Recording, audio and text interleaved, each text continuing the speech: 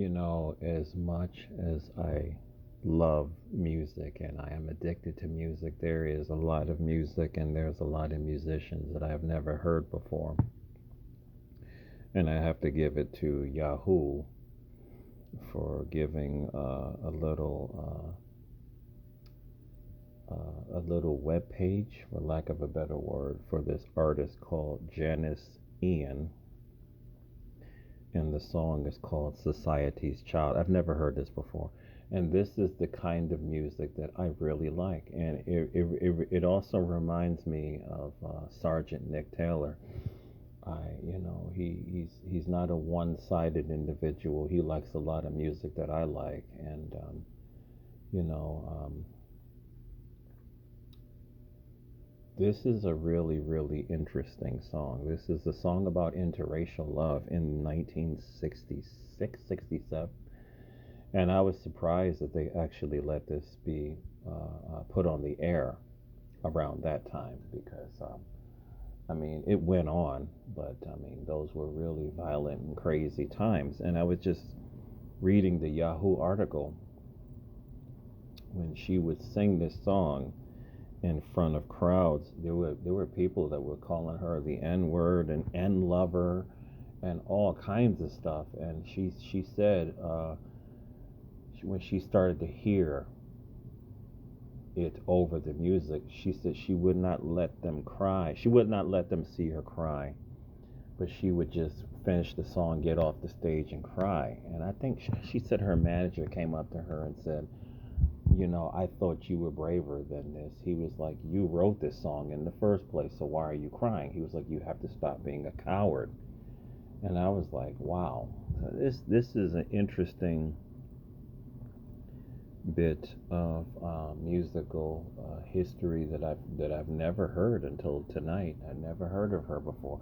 She's got a great voice, and I like that kind of like a quirky kind of music. You'd have to listen to it yourself. I'm not going to play it. They do copyright stuff and all that other stuff. But Society's Child, her other song is 17. So I like music like this. I like Janis Joplin. I like what is her name? I like the Carpenters. I like what is her name? She was heavy set. She died. I think drug overdose. I can't remember her name. She had a big, powerful voice. There's so many artists. All of my art, all of my major music is like the 80s, the 70s, the 60s, and the 50s. That's where I'm at. I don't really like a lot of today's artists. I think a lot of them are, of course, pushing worshiping the devil. There's a lot of that in today's. And not to say there wasn't a lot of that in music of the past. You just have to pay attention. Especially there's a lot of groups out there.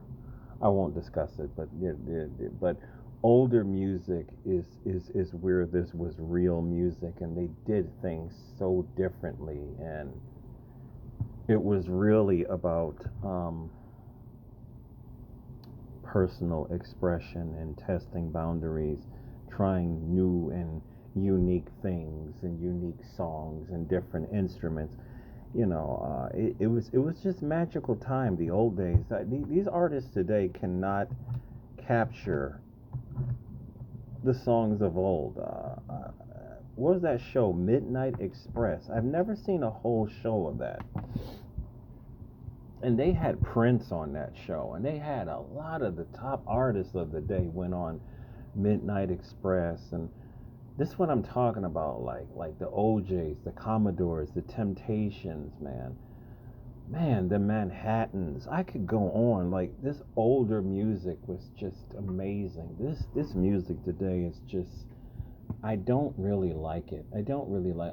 I see how a Taylor Swift is popular, but her music is just like written for little kids to me.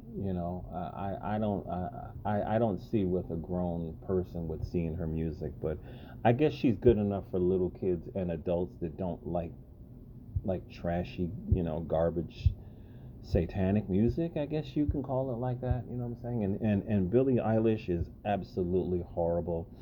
Horrible to look at, and then the music is just so damn depressing. So I don't know what people see in that as well too.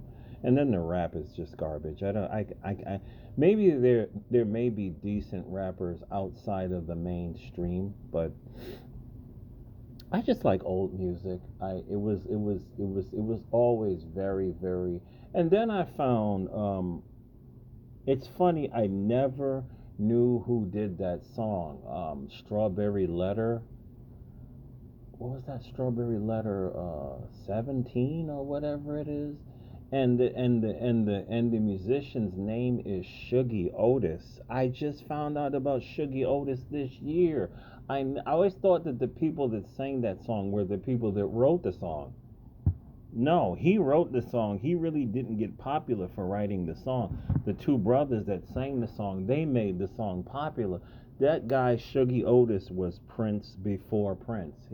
He's old now, and he still plays the guitar and sings music like when he was young. I mean, amazing. But we don't really hear too much about Shuggy Otis, but this guy is literally amazing.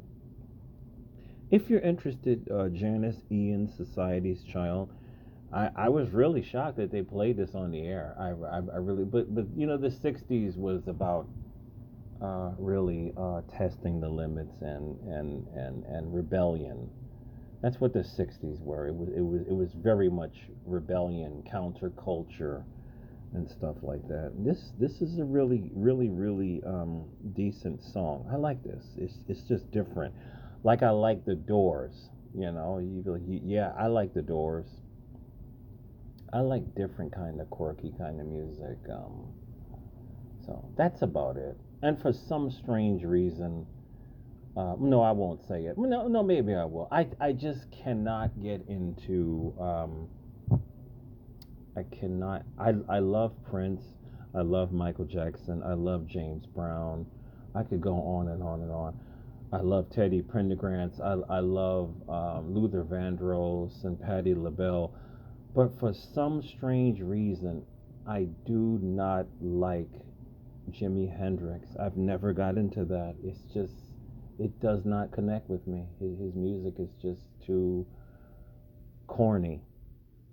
To each his own.